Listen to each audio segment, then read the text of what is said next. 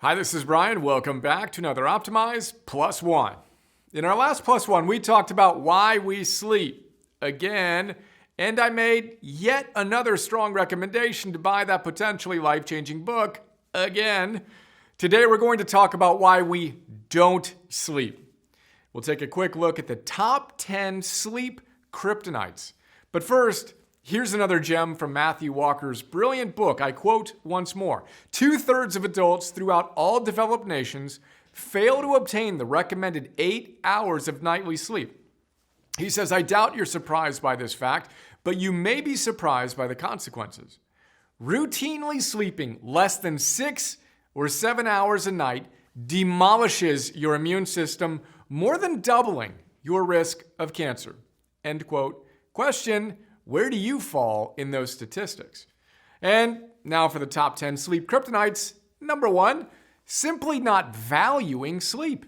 This is where it all starts. If you don't really get just how important sleep is, then you'll never change your priorities to make sure you're getting enough sleep, right?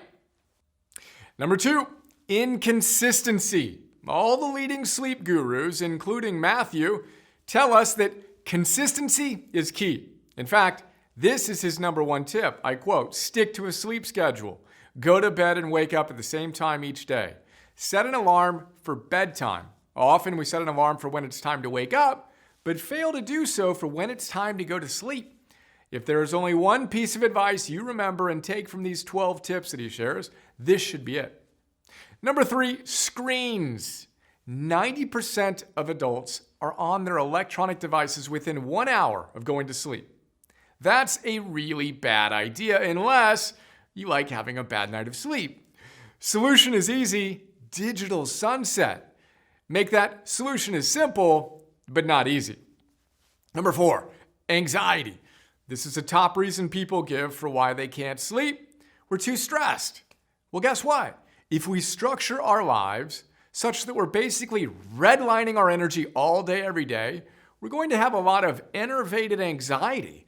And it will be really hard to magically flip the off switch when our heads hit the pillow. Solution?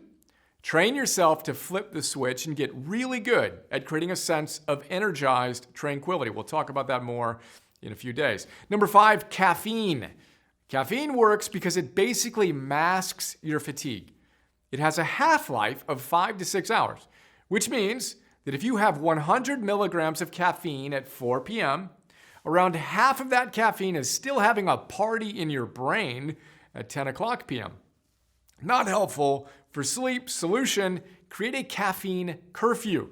Stop consumption after 2 o'clock or noon or whatever is your ideal. Number 6, alcohol. 6th kryptonite. You may think you sleep better after drinking, but, well, you don't. Number 7, tobacco. Tobacco is a stimulant. Are you still smoking? Quit. Seriously. Number 8, eating too late.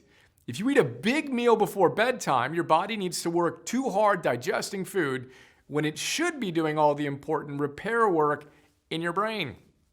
Minimum goal should be to eat your last meal at least 2 hours before bedtime.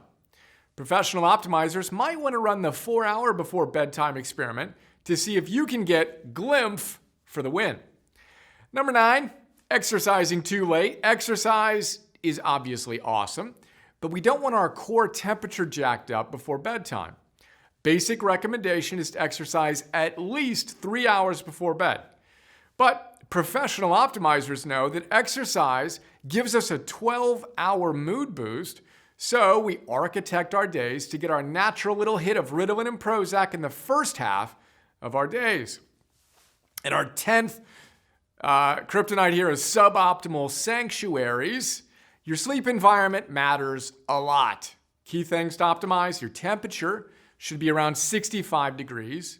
It should be super dark, blackout curtains for the win, and of course, make it quiet.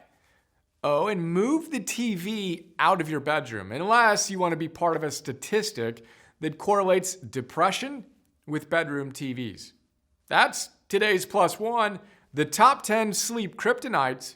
Which one can you optimize tonight? Yeah? How?